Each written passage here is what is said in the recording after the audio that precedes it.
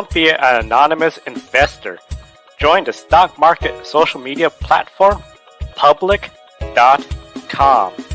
Invest any amount of money and share with friends and new friends.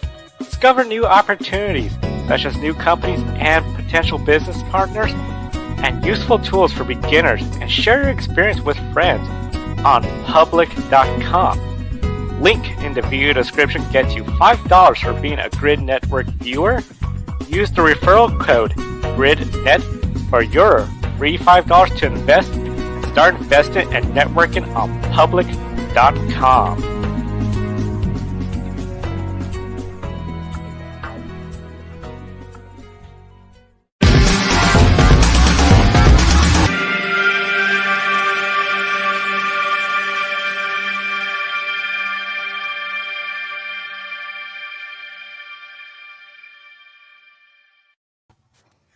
Happening now on Grid tonight, Maserati is teaming up with a current Formula E team. Is it the right move for both parties involved? Kevin Harvick's son Keelan loves Formula One, but his father doesn't think it's a realistic career goal. Why is the NASCAR Cup Series champion discouraging his son from a future path of racing in Europe? Matt White's here with your weekly Grid history update. And with Formula One taking off in the U.S. market, there are concerns if IndyCar will be able to keep up with the pinnacle of motorsport in their own backyard.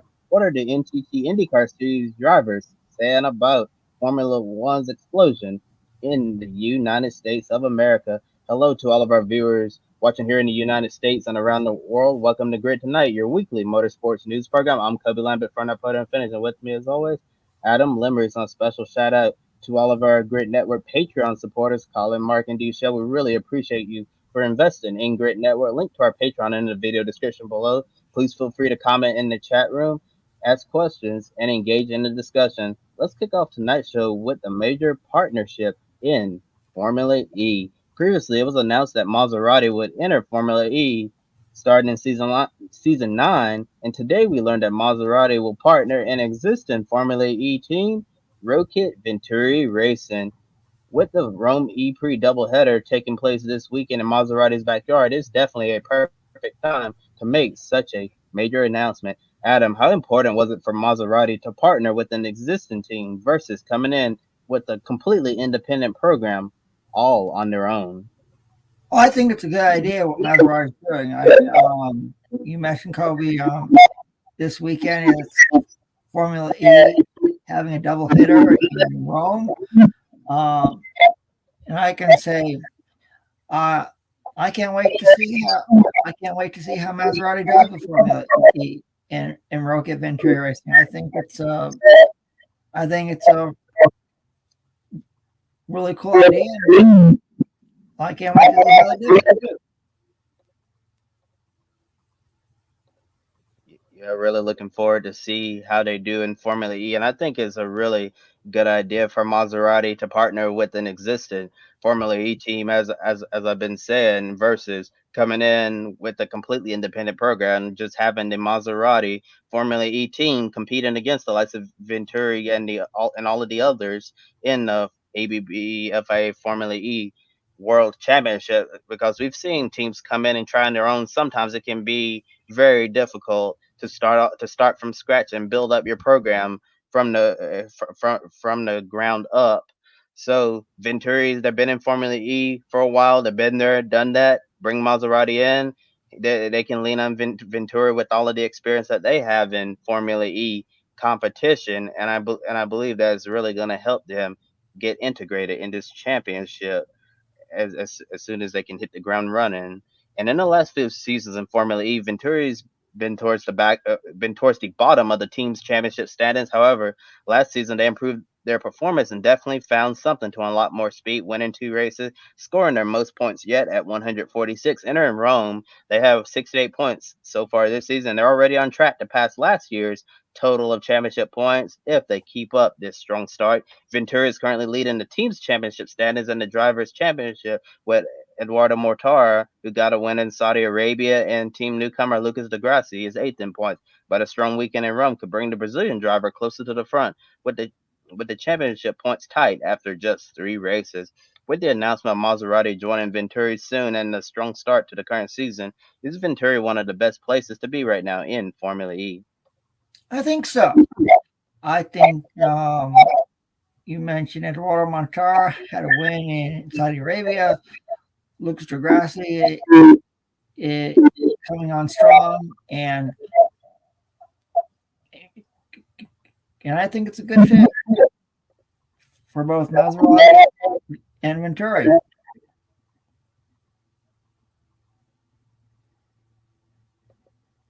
Yeah, I agree with you. I think it's going to be a great fit for Maserati and Venturi to be joining forces in Formula E next year in season 9. And right now, with all of the momentum that Venturi has to start off this current Formula E season, looking as strong as they've ever looked so far in Formula E, and then you have this big announcement right in Maserati's backyard. There's definitely going to be a ton of excitement and enthusiasm heading into the Rome E Prix doubleheader race weekend, and I think it's going to be a wonderful season for Eduardo Mortar, currently at the top of the championship, and Lucas Degrassi. I think Degrassi is going to have a great weekend in Rome, and I think Venturi, unless something really crazy happens this weekend, they're probably going to leave Rome looking as strong as they ever have been, as I've been saying. Absolutely, Kobe. And now switching over to some other motorsports news. Nine-time world rally champion Sebastian Vettel will make his DTM debut in the season opener at Portimao in Portugal at the end of the month. Global will be driving a Red Bull powered AF Corsa, replacing Formula E driver Nick Cassidy, who will not be able to drive due to a scheduling conflict. The DTM doubleheader at Portimao in Portugal takes place on May 1st. The photo you see on the screen, courtesy of Red Bull Motorsports. Next, Kobe with a really cool story about a young American driver shifting focus. Many expect parents to push their kids to follow their dreams, no matter how unrealistic it may be to becoming a reality. Sometimes parents have to make that tough decision. Do you tell your child to keep on going no matter the obstacles they face, or be blunt with them? Say you have to be realistic, and this isn't a likely possibility. And that's the current ongoing situation with NASCAR driver Kevin Harvick, his son Keelan Harvick, who is a young American racer who doesn't want to follow in his father's footsteps to NASCAR, at least right now. But Keelan would like to compete in Formula One like one of his heroes, Max Verstappen, last year's FIA Formula One world champion. After spending time at the go kart track with Keelan, Kevin Harvick says none of his son's competitors on the track have their sights on series like IndyCar, but all of them want to make it to Formula One. In an article from NBC Sports, link in the video description below, Harvick says he's having conversations with NASCAR CEO Jim Farris about what to do when many of those kids' dreams don't come true. Harvick wants to make sure there's a place for them in series like IMSA and NASCAR. Besides mentoring his son, Harvick is currently working with other rising young talented drivers and trying to convince them to get into stock car racing versus European open wheel racing. Despite Keelan's desire to race in Formula One, his dad kept it real, kept it 100%. Said the chances of that actually happening are slim to none unless he can get a lucky break and get signed into a Formula One driver academy. So Harvick is basically saying that Keelan has no chance whatsoever of going to Formula One someday, although he is very young. So he's trying to make his son think he has a chance to race in Formula One. So he'll try his best to get the results out there on the go kart racing tracks here in America.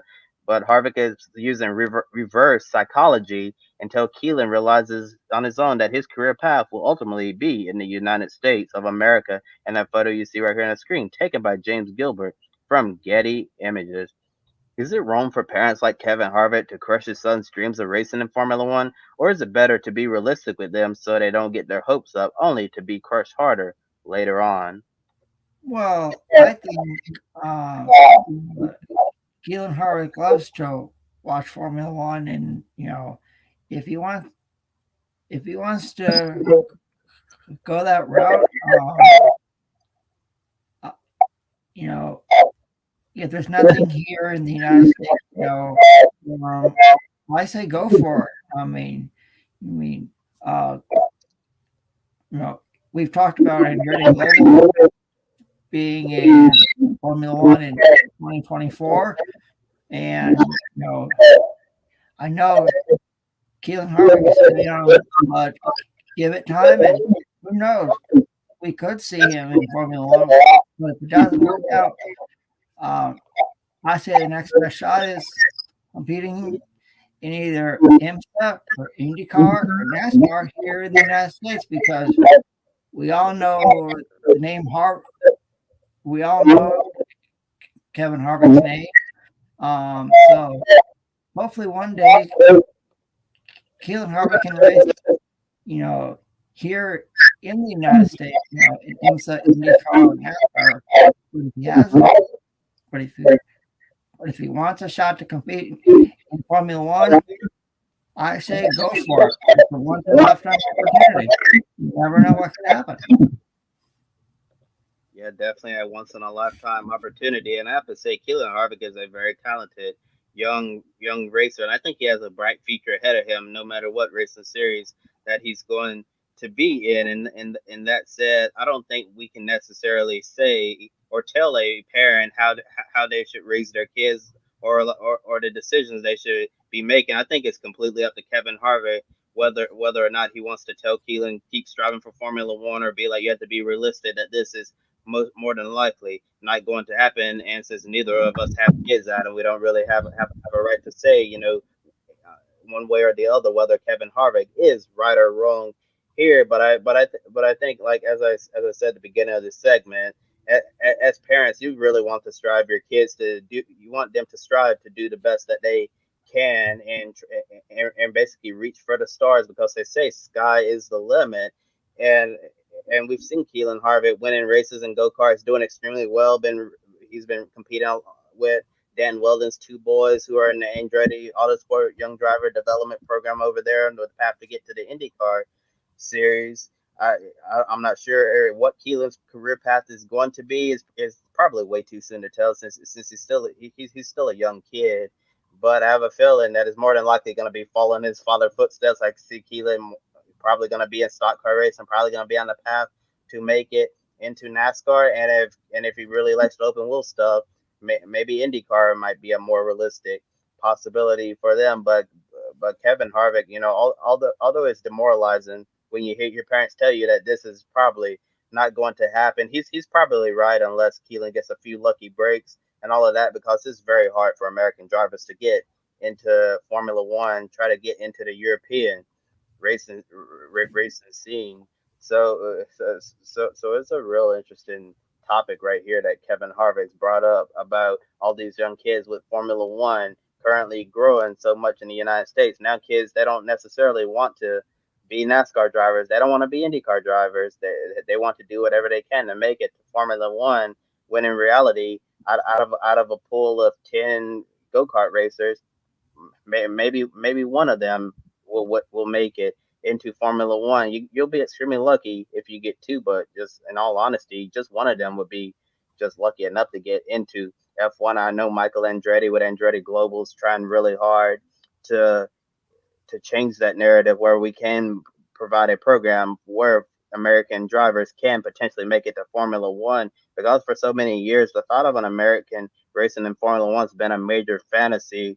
But if Andretti Global gets the green light from the FIA, and we're still waiting to see what they're going to do, then maybe we'll see Colton Herta become the next American driver in Formula One, and that will open the door for many other American drivers like Keelan Harvick. So I would tell Keelan, don't give up on your dreams yet, because a lot can happen between now and the time he's of age to potentially go race in Formula One. It might be different, than a lot easier for American drivers to get on that path. So Keelan, stay tuned for what's to come.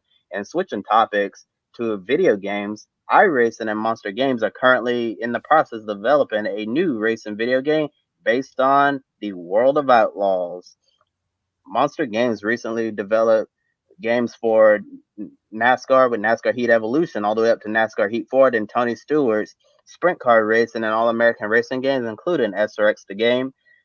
The new World of Outlaws video game will be released in fall 2022 on PlayStation and Xbox with iRacing now in control. There's going to be high expectations for a great game, especially with the recent racing video games coming out in general. It's safe to say those games have not met expectations.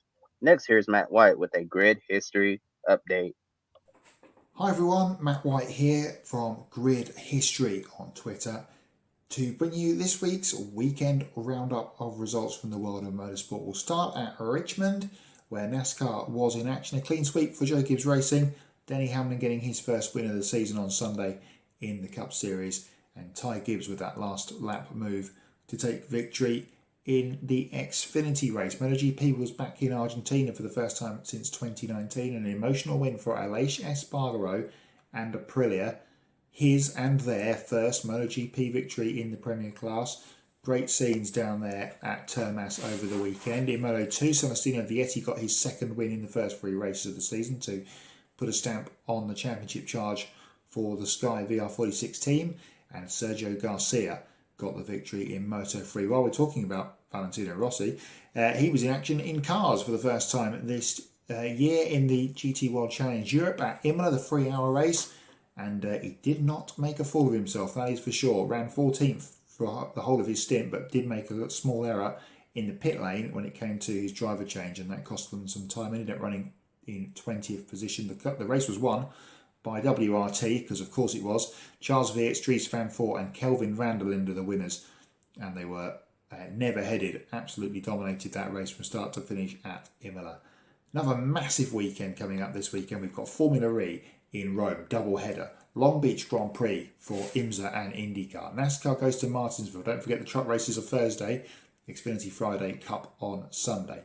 It's Formula One in Melbourne for the first time in 3 years, with supercars as a support and S5000, and much more besides that. World Superbike in action for the first time this weekend as well. They're an hour gone as their season gets underway. Don't forget to check out grid_history on Twitter. Every day we post a racing memory from the past with hopefully a video link to it. We've had some MotoGP this week. We've had some rallying as well in the last few days. So if you're stuck for something to watch, and there's a busy weekend to come, so hopefully you won't be, but if you are, check out grid_history on Twitter, because we've got you sorted there. Another big weekend coming up, as I mentioned. We'll bring you all of the results from far and wide in the motorsport world on next week's show. With Formula One adding a third race to the United States with the Las Vegas Grand Prix next year, a couple of IndyCar drivers are raising concerns about the battle for the U.S. market, starting with Alexander Rossi, who briefly competed in Formula One. He told Auto Week the addition of Las Vegas is good for Formula One, but IndyCar also needs to be aware of the competition from Formula One for the attention of race fans. Rossi said IndyCar doesn't just have to worry about competing against NASCAR in the American motorsport scene, but now has Formula One fighting for those same fans. However, he doesn't think it's fair to directly compare Formula One and IndyCar because they're completely different and unique in their own way. One of the solutions to solving IndyCar's dilemma, Rossi thinks the series needs to be stronger at home in America before deciding to race outside of the country. He believes IndyCar needs more oval tracks to the schedule and continuing to strive for a better overall product. IndyCar currently has some ex-Formula One drivers in the series, such as Rossi himself, Takuma Sato, Marcus Ericsson, and Roman Grosjean. When they leave Formula One for IndyCar, their fans will certainly follow. So it's important for IndyCar to make the series attractive for ex-Formula One drivers to bring additional viewers and just any other drivers from any other series who are interested in IndyCar in general. In the photo you see on the screen, taken by Joe Skabinski from Penske Entertainment. What areas need the most improvement if IndyCar wants to grow its viewership and be more competitive? Well, Kobe, I think one thing that IndyCar needs to do is promote their races more. We mentioned one of that no one really knew about the IndyCar race at Texas Motor Speedway. If you promote the races better, advertise races better, I think IndyCar would grow here in the United States. And I agree with what Alexander Rossi said. I think it'd be kind of cool to see IndyCar run some more ovals. Couple, I would recommend our two highly contested tracks that IndyCar used to race on. The first one is Michigan International Speedway, a 2-mile track. Now, when IndyCar raced there, it produced loads of lightning. You had 3 wide, you had 4 wide action. It was competitive all race long. Another track that IndyCar should return to is the historic Milwaukee Mile in West Allis, Wisconsin. It used to be home to a race that IndyCar went to the week after the Indy 500. Even NASCAR's raced there. The Xfinity Series and Truck Series has raced there as well. And hopefully one day we can see either IndyCar or NASCAR return to that historic track outside of Milwaukee. So hopefully IndyCar will go back to some ovals that they used to run on and advertise a lot more and advertise there a lot more. Yeah, I think it would be really cool if IndyCar added some more ovals to the schedule. Excuse me.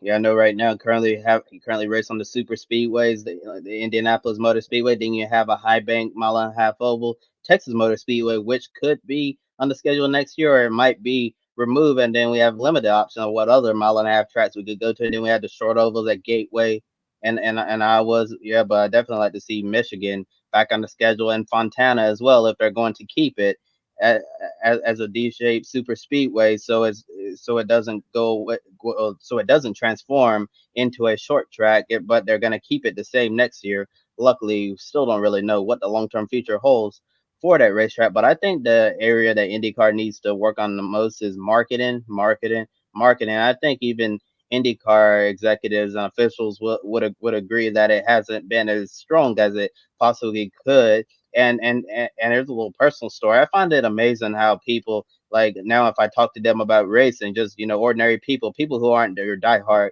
motorsports fans, they know what NASCAR is, they know what Formula One is, but if I ask them about IndyCar, they're like, "What is IndyCar? I've never heard of that." And it's mind blowing to me that there's a lot of people here in the United States who still have no clue what IndyCar is, and they often make the mistake of saying that IndyCar is a crazy looking NASCAR series. So I think that the IndyCar really needs to work on its marketing and try to expose the series to a brand new audience, so people will be able to distinguish NASCAR, IndyCar, and Formula One. I know for all of our diehards out there, it may be surprising that some people have no idea what IndyCar is for the most part, but I feel like it's something that they could certainly improve on in the future, and hopefully Roger Penske's organization will be able to do that. And while Rossi thinks IndyCar should focus on the American scene before going international, his fellow competitor Graham Rahal has an opposing view. Also interviewing with Auto Week, Rahal wants to see IndyCar compete around the world instead of following Rossi's idea of giving most of the attention to races in the United States. He encouraged Roger Penske to reach out to European tracks about hosting potential IndyCar races, referring to his idea as, if they're coming to play in our yard, referring to Formula One, then we should go play in their yard. As for races in America, Rahal would like to see some tracks stay on the schedule permanently, while others alternate every other year, like returning to the Burke Lakefront Airport in Cleveland one year for the Honda Grand Prix, then moving that race to Watkins Glen the next year. And links to both articles in the video description below, and the photo you see on the screen taken by Chris Owens from Penske Entertainment. Overall, what do you think about the ideas proposed by Rossi and Rahal? Well, I gotta say, I agree with I agree with what both of them have said.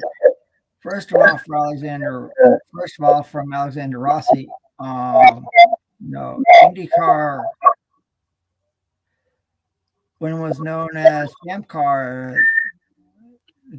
they raced at places like Brands Hatch in England, Zolder, Belgium, a track known as Rossi Way in the UK, a super speedway in Germany. So, we could see that happen. And with what Graham Rahal said, I can, as long as I'm watching IndyCar, I kind of miss seeing IndyCar racing at the historic Burke Lake Front Airport in Cleveland, Ohio. It was, even though they had to shut down the airport for a couple days, it still put on a really cool race.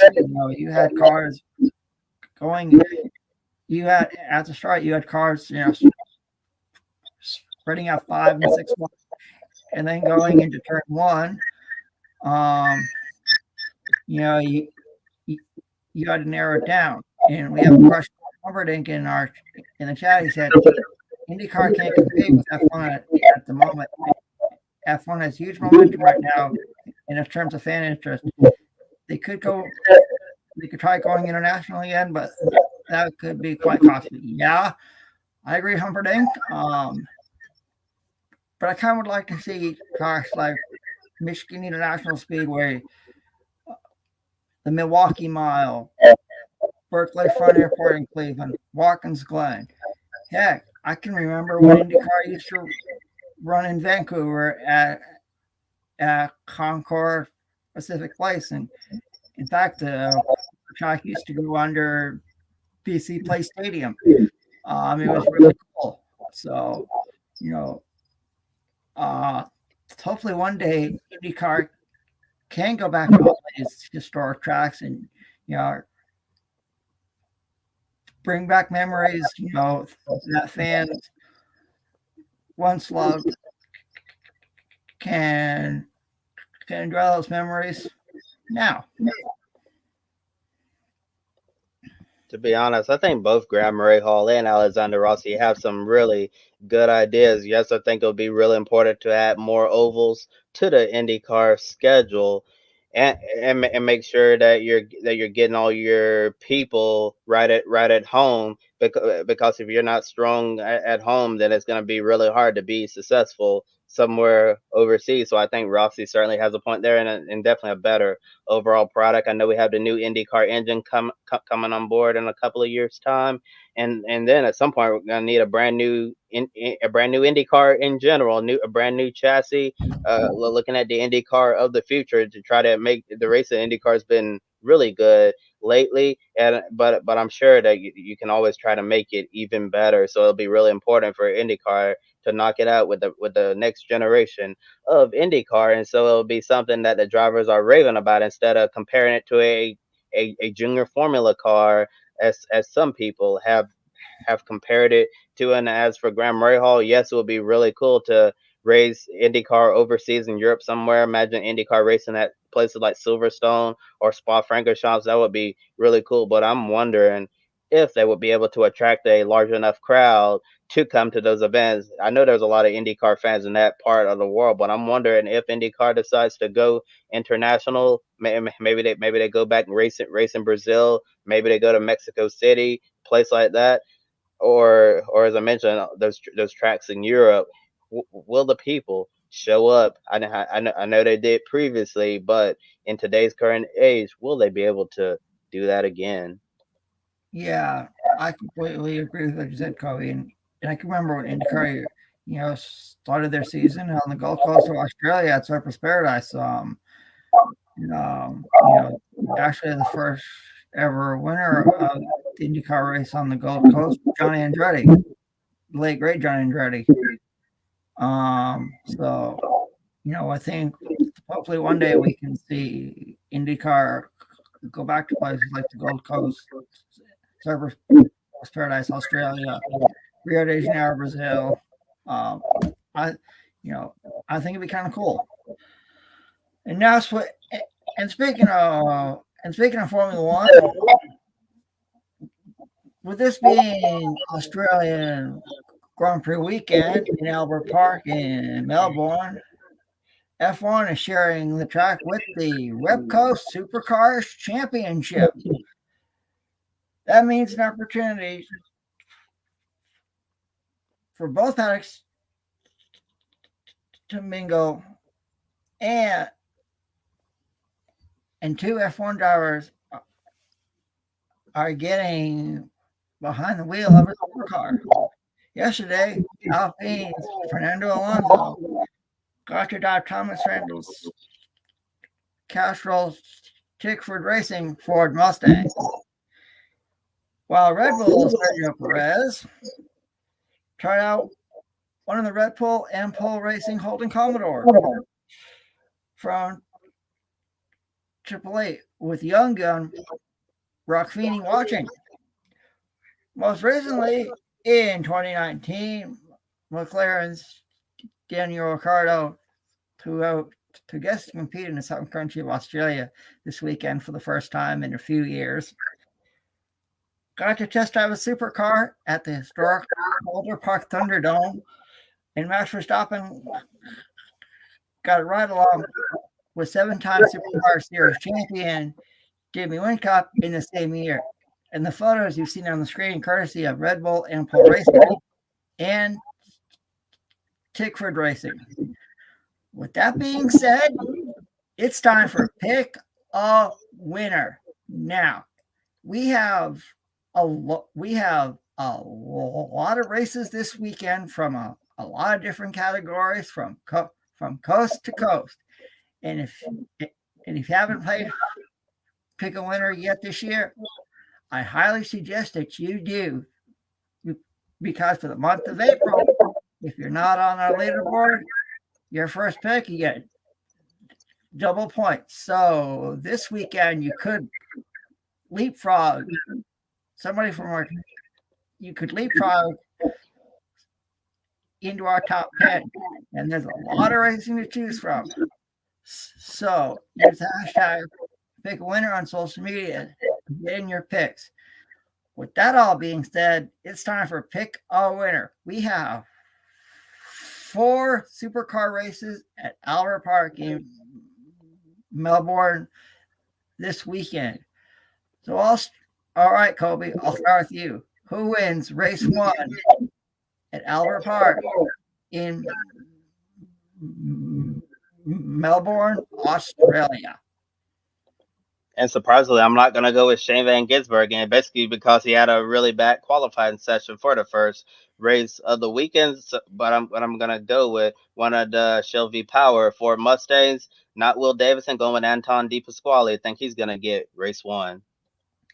Well, that's a good pick, Kobe. And I'm actually going to say the pole sitter for race 2. I think Will Davison will get it done. And speaking of race 2, who wins, Kobe? That's easy. He's qualified much better for this race, so I'm going to go with Shane Van Gisbergen.